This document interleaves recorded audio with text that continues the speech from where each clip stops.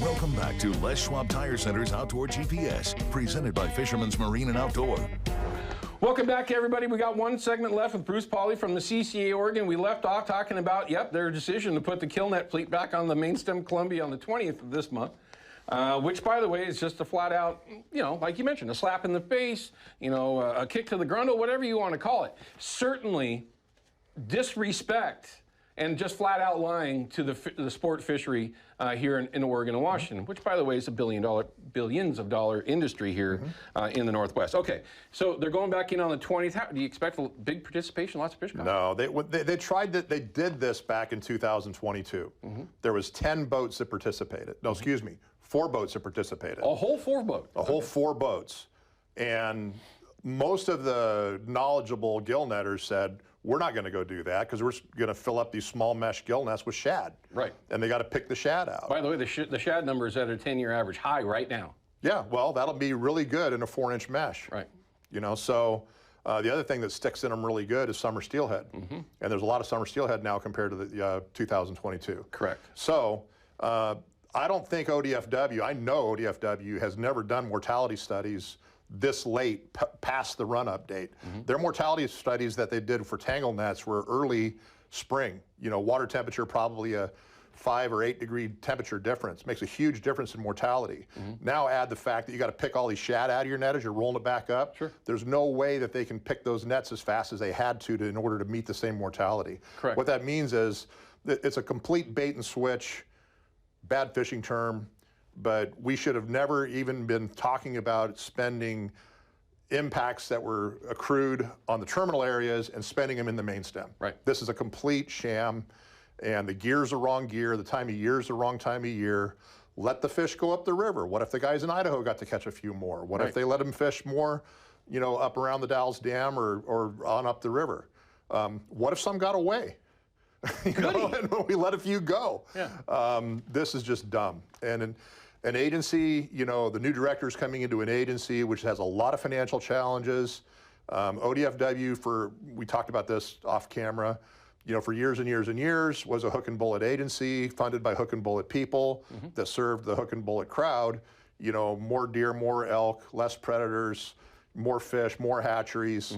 And that's all changed. In the last 30 years, it's become an agency that serves all kinds of non-game and non-consumptive species, which, you can argue one way or the other, that's good or that's bad. I like wildlife. I like seeing a healthy environment. Oh, we're the original conservationists, period. Absolutely. Hunters and fishermen. Nobody can argue with the amount of money that hunters and fishermen have put into the everybody conservation. else is looking from the outside in, and they're taking advantage of the benefits of what we built. And I say we, I'm 52 years old. I've been around long enough. I've had a license in Oregon for over 40 years. I can comfortably say that. They're looking in and taking advantage of what we built as hook and bullet people, right? Right. And they think somehow that they're going to come in and make it better. You've done nothing but made things.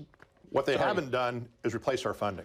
And then they've never been able to do that. ODFW has gone looking for money 3 or 4 different times, try to charge access fees for wildlife viewing and all kinds of other things. Yeah. The ideas have never panned out, and they always come back to the hook and bullet guys for more money. Well, of course. And, there's a lot of grief over this Columbia Basin endorsement money, which I get it, and especially when you're not getting what you were promised. Correct. But the fact that you pay $975, I pay $975, you multiply that times 175,000 people, it gives us a little pot of money that we can kind of beat things over the head with. Sure.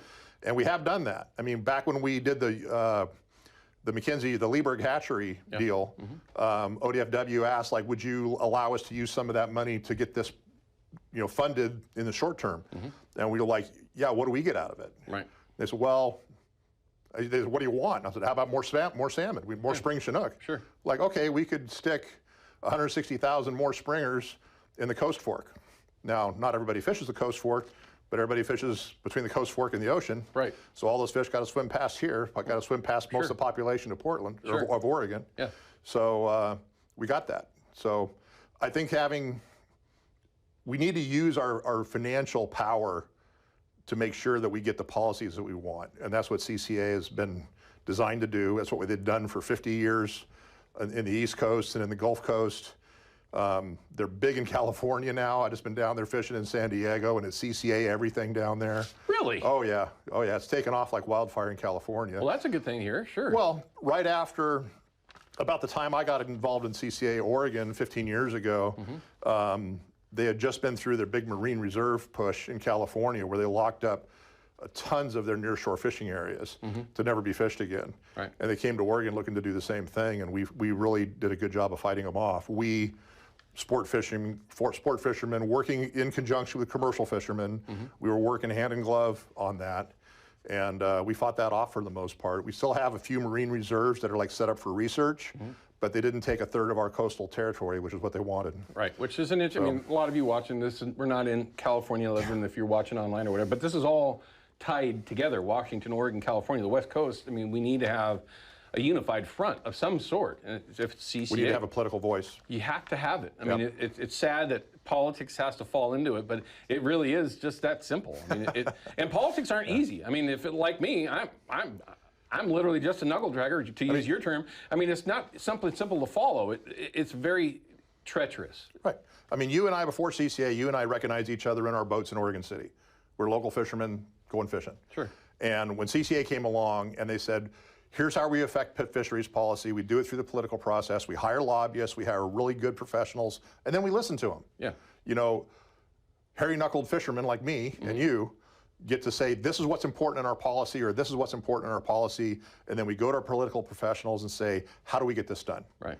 And that's the thing that's different about CCA, and that's why CCA has always worked. Right. And people can complain about, oh, they're putting the nets back on the river for another day, and well, we'll see how many fish they end up with. It's not going to be very many spring Chinook, and it's going to be an extremely dirty fishery as far as bycatch. But at the end of the day, we want what we were promised, and we got the financial power to do it. And the CCA is the one to help support. It's easy to do. You can go to their website, find cca.org, I believe. When you go there, you can find out how you can donate, you can become a member, both volunteer, whatever it might be. Again, I don't want to know where we would be if we didn't have the CCA Oregon, CCA Washington, CCA California, whatever. We need their help. It's just that simple.